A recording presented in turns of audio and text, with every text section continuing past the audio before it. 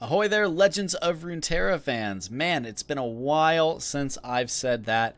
Gosh, the game has evolved so much since my Braum video in like the first week or two of open beta. Of course, I've been doing the podcast with Mark, also known as The Lift, and we've been kind of playing a good amount and, talking about the game.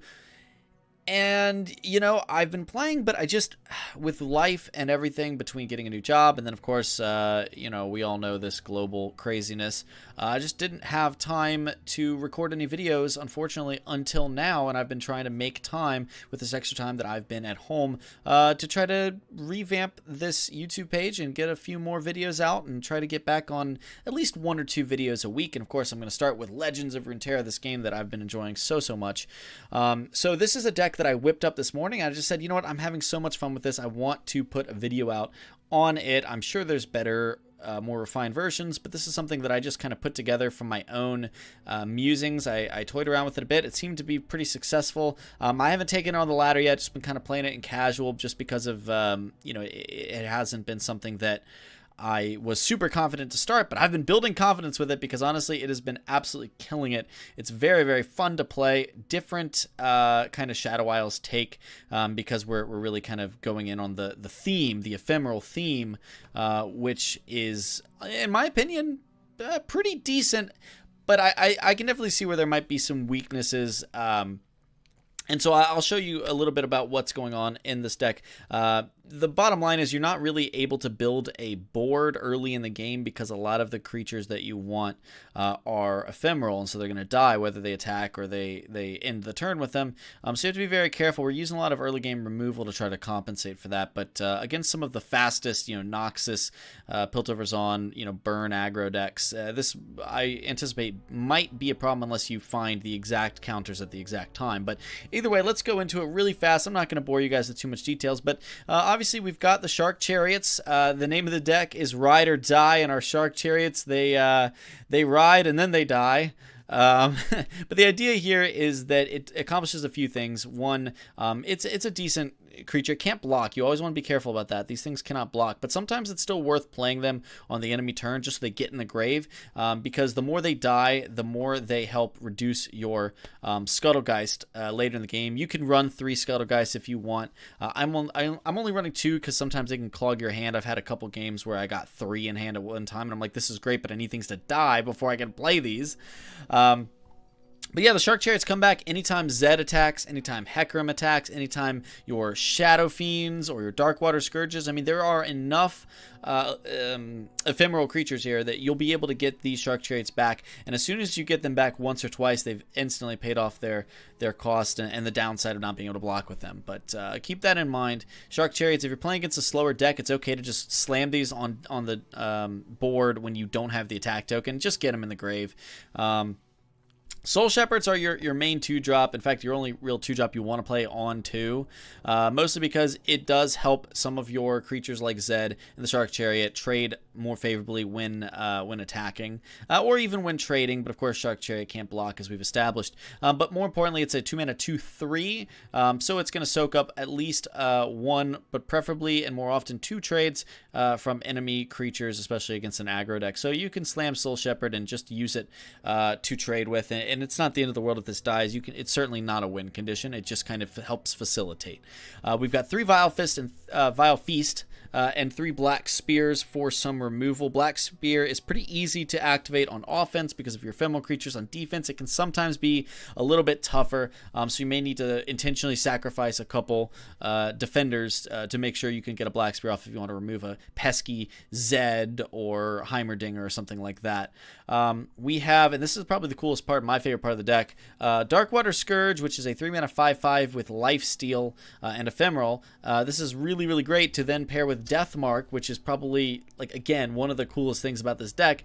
You can remove Ephemeral to give it to an enemy, so you can use this Deathmark on your 1-mana 4/3, and for 4 mana, you can have a 4/3 and kill one of their guys. That's literally what Shadow Fiend is in here to do, as well as be able to play really more often on defense against an aggressive deck that slams a big threat. This Shadow Fiend will be able to block it, or at least force them to slow the game down and not swing out of fear of the Shadow Fiend getting a really good trade on their bigger creature. I have 2 Frenzied Skitterers in here because Frenzied Skitterer is really, really strong. I don't care about buffing my own allied spiders. I just want to slow the enemy down enough to get to my Hecarims and getting all those Shark Chariots out and just kind of pressuring from there.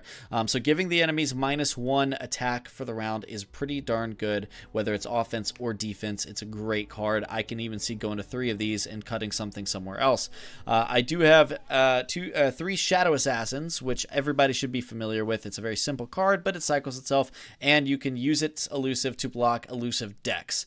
Zed, I only have 2 copies because I only have 2 copies. I would put a 3rd copy in, probably, but I will say I've been really enjoying playing Thresh as a one-of champion because Challenger can just really do a lot of things and open up a lot of doors.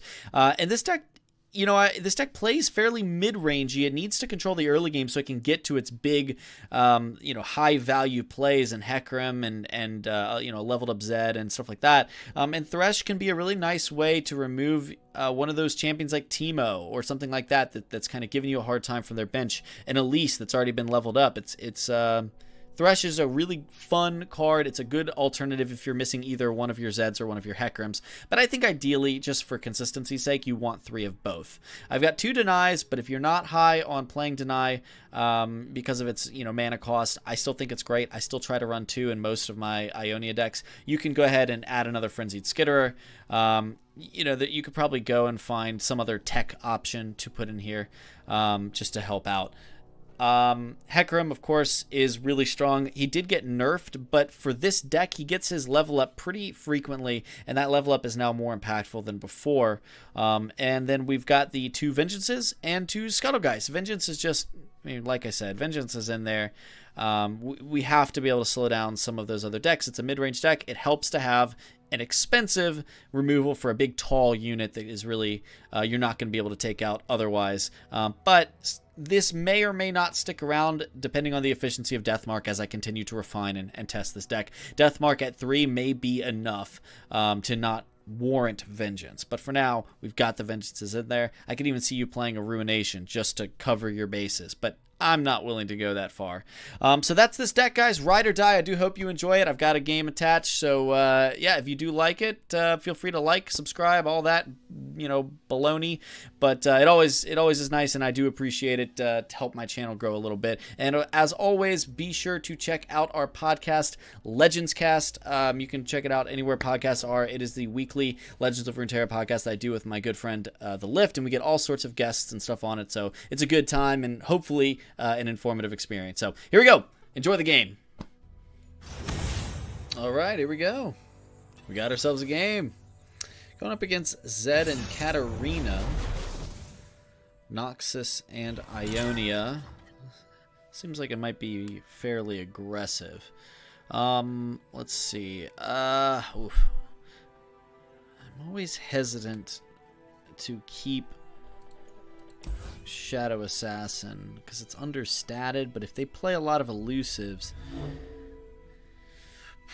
yeah, we'll keep the Shadow Assassin to block other elusives. I'll throw back the Shadow Fiend, I think, although it is great at stalling out aggro. If this is an aggro deck, it's probably elusives, which this isn't that helpful anyways.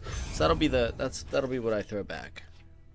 The Frenzied Skitter and the Vile Feast are both really nice at stemming the aggressive tide. So we'll pass turn 1. They pass turn 1 as well. Makes sense. Okay, here we go. Turn 2. That's where things get spicy. House Spider. Okay, so maybe not going off on the elusive tangent. We're going to go Soul Shepherd. Or peace. And that can soak up a couple blocks.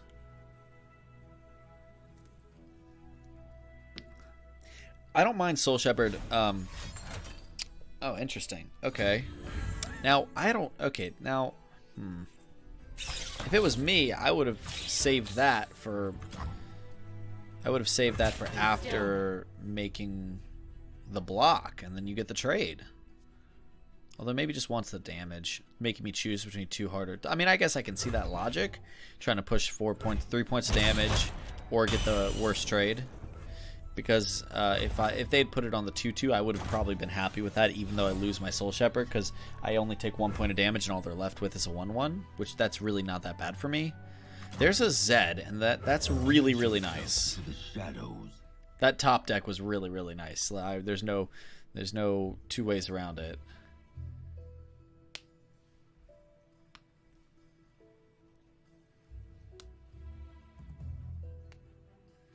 As I'm testing this, I'm trying to figure out, how valuable each of the different cards are. Shark Chariot is one of those cards that, like, if you can't get it down early, it is not quite as effective.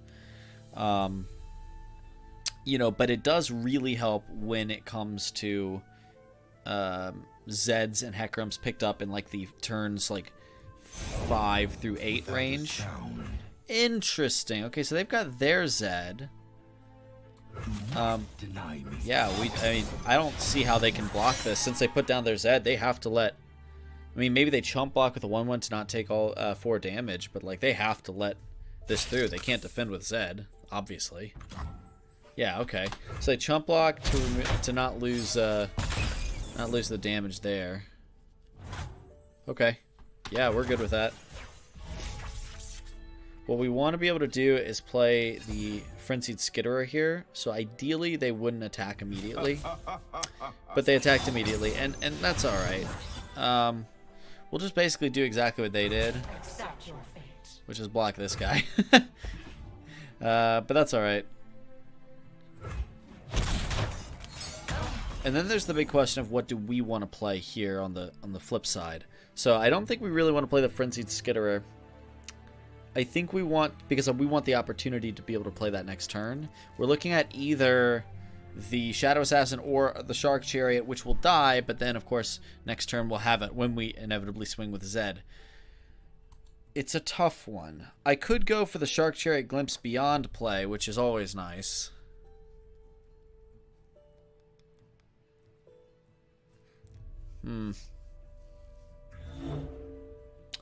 Let's do that. It's a little greedy, but it brings our Scuttled Geist down further, and that's one of the other things Shark Chariots are really good about, is bringing the price of our Scuttled Geist down very, very fast. But also potentially lets us cycle for, like, a Death Mark, which would be amazing, of course, to remove their Zed and... What is this? Will of Ionia. Interesting. That seems like a very, very low tempo play. Okay. So that gives us the Glimpse Beyond opportunity. But we don't have to take it, and if we don't take it, then we have a pretty huge amount of spell mana banked up.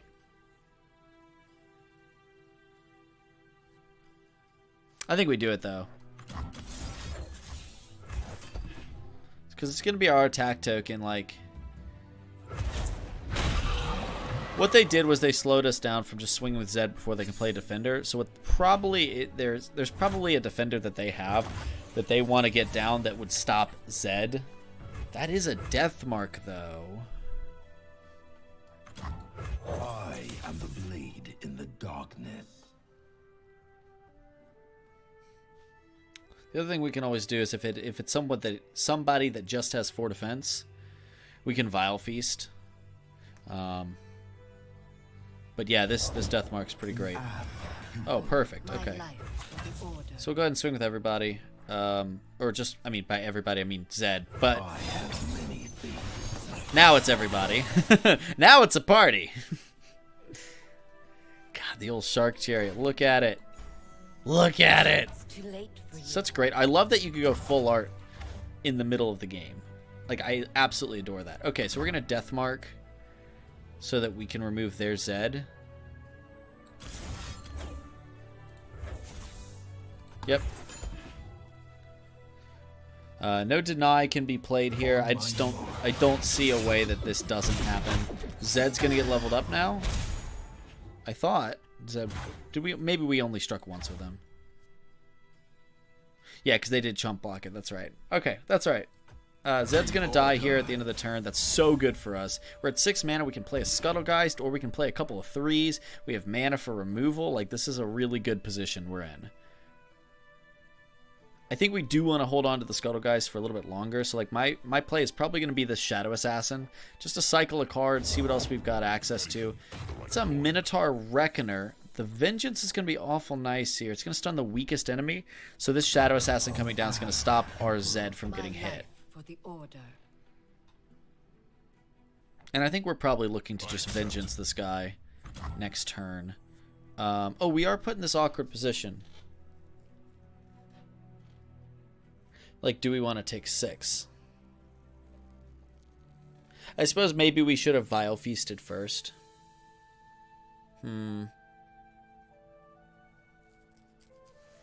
Is it the end of the world if our Zed gets stunned by the Minotaur Reckoner instead of our Shark Chariot? Lowest power with ties broken by lowest health, then lowest cost.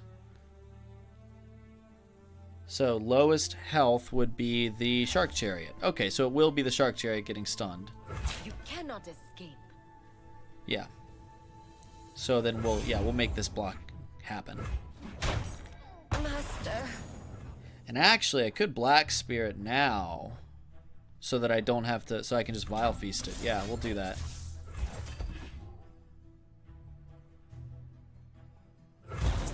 Yeah, that way I can hold on to my Vengeance in case something else particularly nasty comes down. Now this should stun, if I understand correctly. Yeah, it does stun the Shark Chariot. Cool. Let's go ahead and Vile Feast this. See if we can bait out a Deny.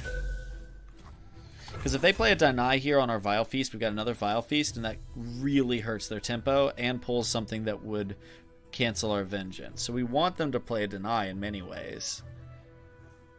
If they have one. Like, if they have one, we want them to feel like they have to play it here because we've got the second Vile Feast.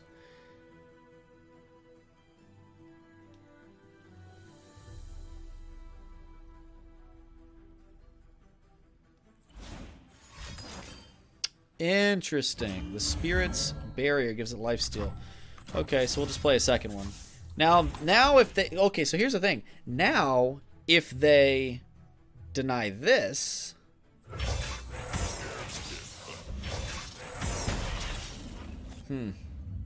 Okay, glad they... I mean, I guess I'm kind of glad they didn't, but... It's an interesting play. Down to 5 mana here for the turn. The Frenzied Skitterer looks pretty good here. We're going to stun our Zed with a... Okay. I'll go ahead and just get the Frenzied Skitterer down and go wide with these spiders. Just pressure a little bit, make him feel like he has to block with this.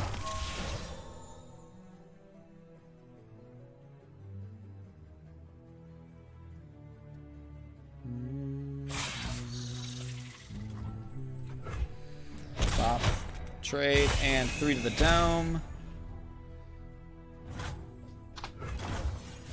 Looks pretty good.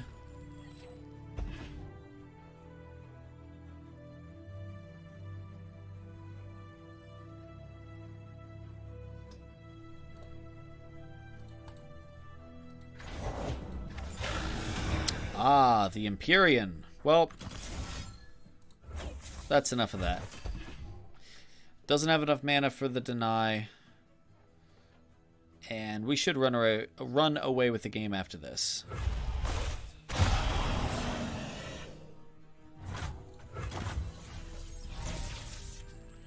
Alright, then we send our squad.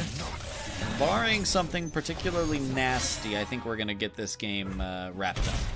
There we go. Alright. GG. We didn't even need Hecarim on that one. Alright, very nice. I do really love this Ephemeral list. I'm going to be looking to do a little bit of laddering with it now that I've gotten a few games under my belt, but it's something I literally just whipped up this morning and wanted to get a little bit of a handle on it. So Deathmark can just be absolutely disgusting, and I think Frenzied Skitter is just all around so good that you don't even need spiders to make it worthwhile. All right, guys, thank you so much for watching. Hope you enjoyed it, and hopefully we'll get some more of these videos out. I know it's been a long time, but yeah, I'm hoping to do a lot more. I mean, after all, I have the time. Anyways, guys, cheers, and I'll see you on the next one.